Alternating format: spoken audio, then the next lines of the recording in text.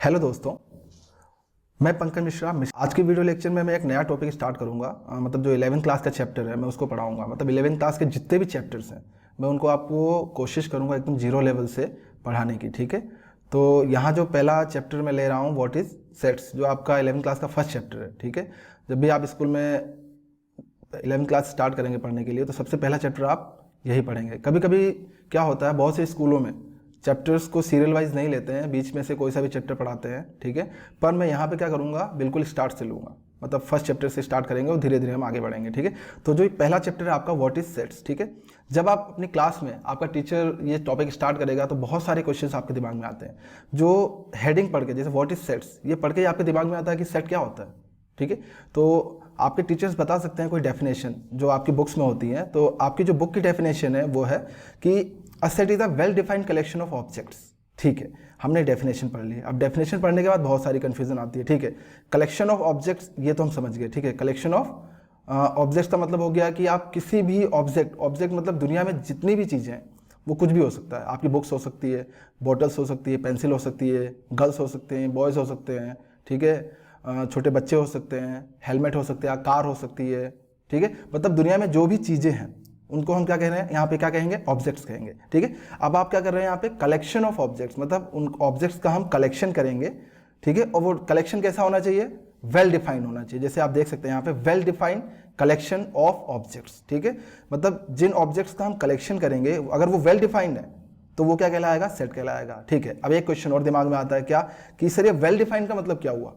मैं well defined से मुझे कैसे पता लगेगा कि ये वेल डिफाइंड है या वेल डिफाइंड नहीं है। ठीक है, तो चलो एक एग्जांपल या दो चार एग्जांपल लेते हैं, उससे हम समझते हैं कि ये वेल डिफाइंड क्या चीज़ है। ठीक है, तो ठीक है, जैसे मैंने आपसे पूछा कि what do you mean by well defined, आपके दिमाग में कंफ्यूजन आएगा। चलिए इसको समझते हैं। तो मैं एक कलेक्शन है मेरे पास, the collection of vowels in English alphabets. ठीक है, अगर मैं बोलता हूँ आप इसका आंसर निकालो तो आप बोलोगे सर इंग्लिश अल्फ़ाबेट में जो वॉवेल्स होंगे वो कौन कौन से होंगे।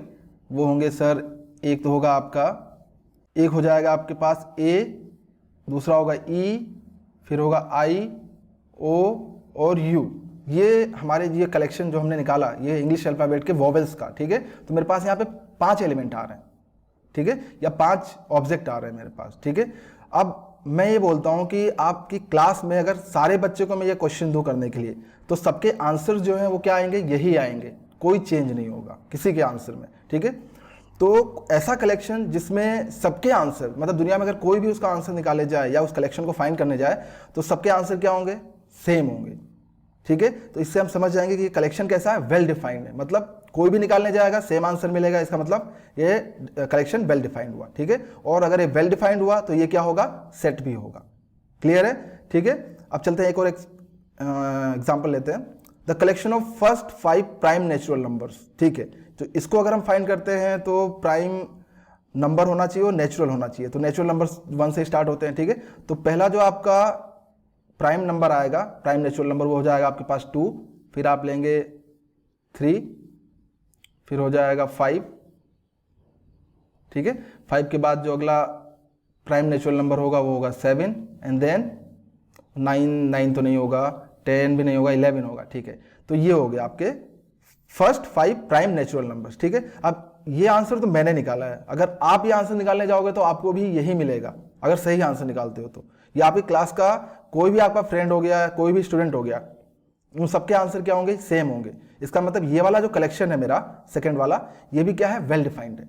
और वेल डिफाइंड है तो क्या है, ये सेट होगा। ठीक है, फिर नेक्स्ट चलते हैं हम, the collection of cricket players in the world. ठीक है, अगर आप सारे क्रिकेट प्लेयर्स का कलेक्शन करना चाहते हैं पूरे वर्ल्ड में और फाइंड करने जाते हैं तो सबके आंसर इसमें भी क्या होंगे, सेम होंगे। ठीक है, ऐसा कोई नहीं है कि जो गलत है, मतलब दूसरा, मतलब 2-4 लोग अगर आंसर निकालेंगे या पूरी दुनिया इसका आंसर निकालेगी तो सबके आंसर क्या होंगे, मैच कर जाएंगे, सेम होंगे। तो ये वाला कलेक्शन भी क्या हुआ, वेल डिफाइंड हुआ, और वेल डिफाइंड हुआ तो क्या हुआ, ये सेट होगा। ठीक है, क्लियर है। नेक्स्ट चलते हैं, the collection of all animals in the world. ठीक है, बिल्कुल सारे एनिमल्स का कलेक्शन करेंगे तो ये भी क्या होगा, सेम आएगा आंसर सबका, और ये भी वेल डिफाइंड होगा, तो ये भी सेट होगा। क्लियर है। अब next example, collection of all good animals in the world. अब देखिए, इसको ध्यान से देखिए, यहां पे ये बात कर रहा है गुड। ठीक है, तो जब गुड एनिमल्स की बात कर रहा है यहां पे, सबके लिए गुड एनिमल्स का अलग लॉजिक है। जैसे किसी को चूहे से डर लगता है पर किसी को चूहे से डर नहीं लगता, तो चूहा जो होगा वो किसी के लिए गुड एनिमल नहीं होगा, ठीक है, पर किसी के लिए क्या होगा, जैसे कुछ लोग चूहे को पालते भी हैं, ठीक है, तो उनके लिए क्या है, गुड एनिमल है। तो सबके लिए गुड और बैड क्या होता है, उसकी डेफिनेशन अलग अलग होती है। तो इस क्वेश्चन का अगर मैं अपने अकॉर्डिंग अगर कलेक्शन करूंगा गुड एनिमल्स का, तो मेरे लिए अलग अलग होंगे, ठीक है। जैसे मेरे लिए डॉग मेरे को ज़्यादा पसंद है, तो मैं उसमें डॉग को लिखूंगा, ठीक है, कलेक्शन में डॉग हो गया, या फिर कैट हो गई, कैट मुझे अच्छी लगती है तो कैट मेरे इस कलेक्शन में आएगा, ठीक है। और काऊ हो गई, मतलब गाय हो गई, गाय कलेक्शन में आएगी। तो ऐसे से मेरे को जो अच्छा लगता है, जो एनिमल्स मुझे अच्छे लगते हैं वो मैं कलेक्ट करूंगा। लेकिन किसी को हो सकता है डॉग से या कुत्तों से डर लगता हो, तो वो यहाँ पे उसको गुड एनिमल्स में नहीं लेगा। मतलब ये जो आपका ये वाला कलेक्शन है, इसको अगर कोई फाइंड करने जाएगा तो सबके आंसर डिफर करेंगे, मतलब सबके आंसर अलग अलग आएंगे, ठीक है। तो मैं कह सकता हूँ यहाँ पे आंसर सेम नहीं आ रहा है, तो ये कलेक्शन क्या है, वेल डिफाइंड नहीं है, ठीक है। तो ये वेल डिफाइंड नहीं है, तो ये सेट भी नहीं होगा। तो मैं कहूँगा ये वाला जो कलेक्शन है आपका सेट नहीं होगा। क्लियर है? तो मेरे हिसाब से आपको समझ में आ रहा होगा कि वेल डिफाइंड और नॉन वेल डिफाइंड क्या होता है, मतलब इसमें क्लियर हो रहा है आपको, ठीक है। चलिए एक और एग्जांपल लेते हैं। अगला कलेक्शन क्या है, collection of all good cricket players in the world. Clear है? अगर मैं collection of all good cricket players की बात करूंगा यहाँ पे, ठीक है, तो देखते हैं collection of all good cricket players in the world, ठीक है। इसमें अगर इसका आंसर निकालता हूं तो मैं अपने अकॉर्डिंग जो मुझे अच्छा लगता है, जैसे मुझे विराट कोहली अच्छा लगता है, किसी को हो सकता है विराट कोहली अच्छा नहीं लगता हो, ठीक है। तो यहाँ पे भी क्या होगा, सबके कलेक्शंस क्या होंगे, अलग अलग आएंगे, ठीक है, मतलब कलेक्शन सेम नहीं होगा। तो मैं कह सकता हूँ ये वाला जो कलेक्शन है मेरे पास गुड क्रिकेट प्लेयर्स का, ये भी वेल डिफाइंड नहीं हो, ये सेट नहीं होगा, ठीक है। तो ये सारे एग्जाम्पल करने से मुझे एक चीज समझ में आ गई। क्या समझ में आया कि अगर मैं कलेक्शन को फाइंड करने जाऊंगा या कोई भी फाइंड करता है तो सेम आंसर आना चाहिए, तो वो वेल डिफाइंड होगा और वो सेट होगा। क्लियर है? और अगर कहीं पे भी अगर जैसे गुड, बैड, फाइन, डेंजरस, ठीक है, या ऐसा कुछ एडजेक्टिव यूज होता है अगर कलेक्शन में, तो वो उसमें उस कलेक्शन को फाइंड करने जाओगा तो उसमें सब में आपको डिफरेंट आंसर्स मिलेंगे, ठीक है। आपको नहीं, सबको डिफरेंट आंसर में, सबके आंसर का मैच करोगे तो सबके आंसर क्या होंगे, डिफरेंट होंगे, ठीक है। तो वो वेल डिफाइंड नहीं होगा, वो सेट भी नहीं होगा। क्लियर है? चलिए आगे बढ़ते हैं।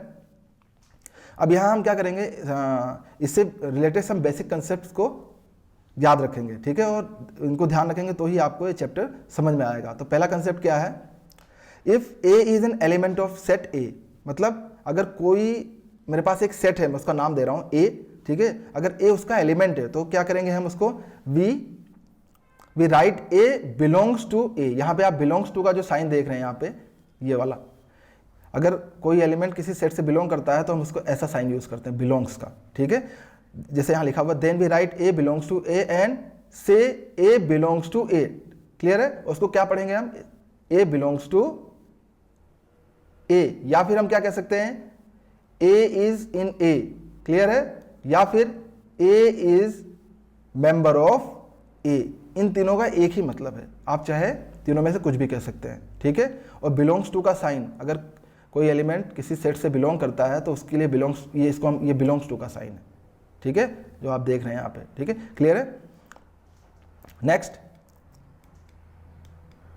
If a does not belong to a then we write a, ये देखिए आप, डज नॉट बिलोंग टू का साइन, यहाँ क्रॉस लग जाएगा, बिलोंग्स टू के यहाँ पे हम एक खड़ी लाइन खींच देंगे, इसका मतलब होगा डज नॉट बिलोंग्स टू ए, मतलब ए, और ये साइन देख रहे हैं आप, ऐसा लिखेंगे, ठीक है, ए एंड से हम इसको क्या कहेंगे, a does not belongs to a, या फिर a is not in a. Clear है? या फिर a is not a member of a, ठीक है, ये आप कुछ भी कहेंगे, एक ही मतलब है इसका। क्लियर है? ठीक है, नेक्स्ट देखते हैं, the sets are denoted by capital alphabets like A B C x Y Z etc. ठीक है, मतलब इसका मतलब ये है कहने का कि जो सेट होंगे उनको हम क्या करेंगे, हमेशा कैपिटल लेटर से डिनोट करेंगे। ठीक है, एंड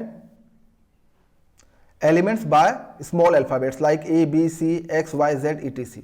ठीक है, तो ये जो कंसेप्ट है आपको याद रखना है। क्लियर है? अब चलते हैं हम कुछ क्वेश्चंस करते हैं। देखिए, आप कोई भी कंसेप्ट पढ़ लें, अगर आप क्वेश्चंस नहीं करेंगे तो आपको समझ में नहीं आएगा। अगर कोई डाउट रह जाता है और क्वेश्चंस हम करते हैं तो वो डाउट भी हमारे क्लियर हो जाते हैं। तो मैं यहाँ पे आपको कुछ क्वेश्चंस करा रहा हूँ और कुछ क्वेश्चंस मैं आपको होमवर्क के लिए भी दूंगा, वो आपको करना है, ठीक है, घर पे बैठ के आराम से। तो यहाँ पे देख लीजिए जो क्वेश्चंस क्या है, which of the following are sets, justify your answer. Clear है?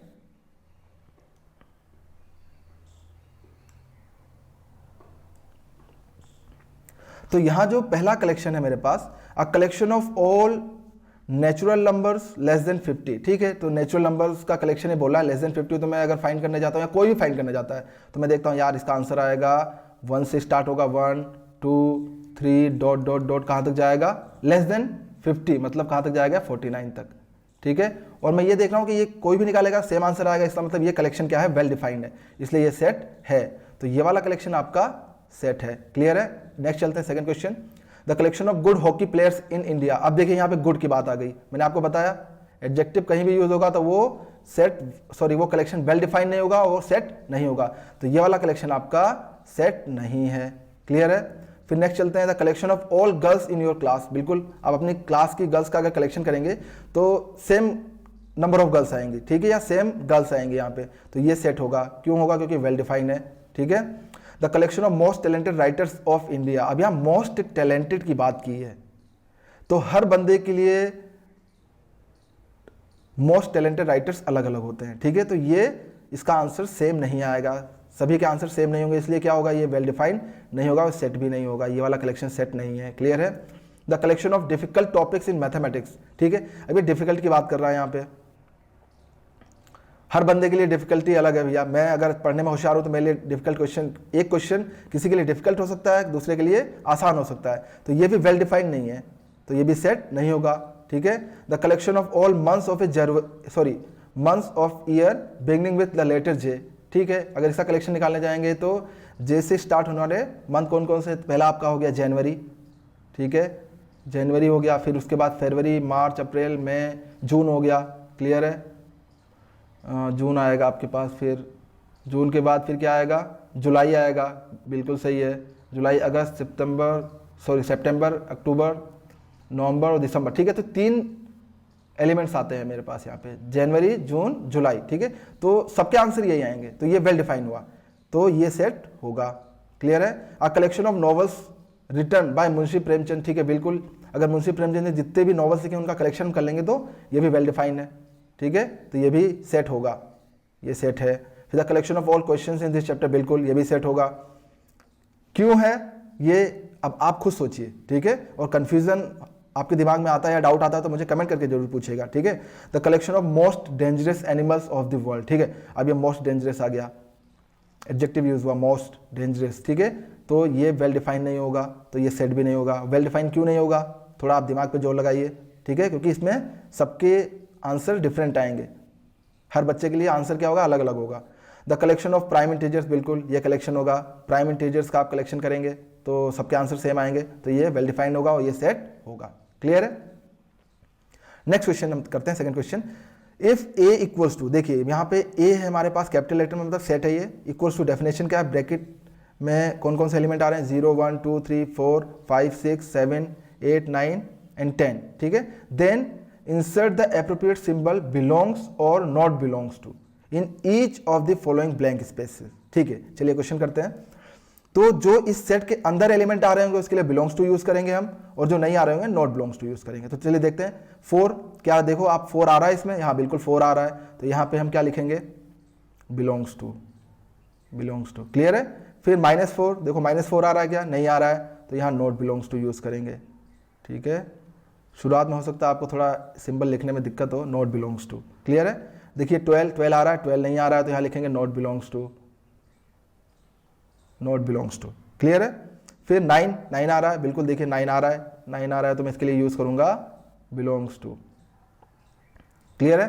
फिर 0 आ रहा है, बिल्कुल आ रहा है 0, इसके लिए भी हम बिलोंग्स टू यूज करेंगे।